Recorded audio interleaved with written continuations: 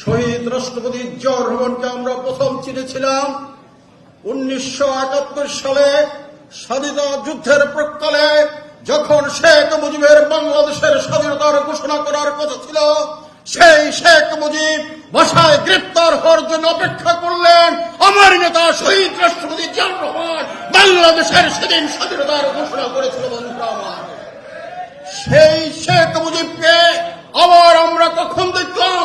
1974 সালে বাংলাদেশে একটি দুর্ভিক্ষ উপহার দিয়েছিল, যে সময় ডাস্টবিনের খাবার মানুষ এবং কুকুরে খেয়েছিল। উত্তরবঙ্গের বাসন্তীরা জাল করে লাচ্ছা নিবারণের বৃথা চেষ্টা করেছিল মাত্র। তার মধ্য দিয়ে 1975 সালের 7ই নভেম্বর সিপাহী জনতার বিপ্লবের মধ্য দিয়ে আবার আমরা শহীদ রাষ্ট্রপতি জিয়াউর রহমানকে চিনলাম।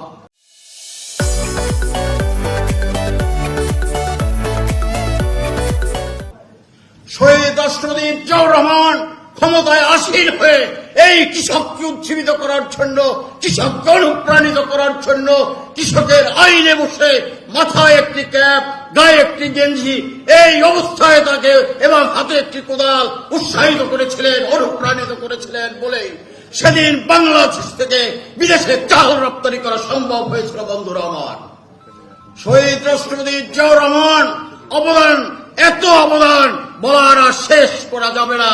আজকে যারা বিএনপিকে অপপ্রচার চালাচ্ছেন এবং বর্তমান একটি সরকার আছে, সেই সরকারের এবং পুরানা দোসর যারা, এই দোসররা বিএনপিকে আজ অনেক অনেক অপবাদ সৃষ্টি করছেন। এই অপবাদের হাত থেকে রক্ষা করে বিএনপি আগামী দিনে সরকার গঠন করবে ইনশাল্লাহ।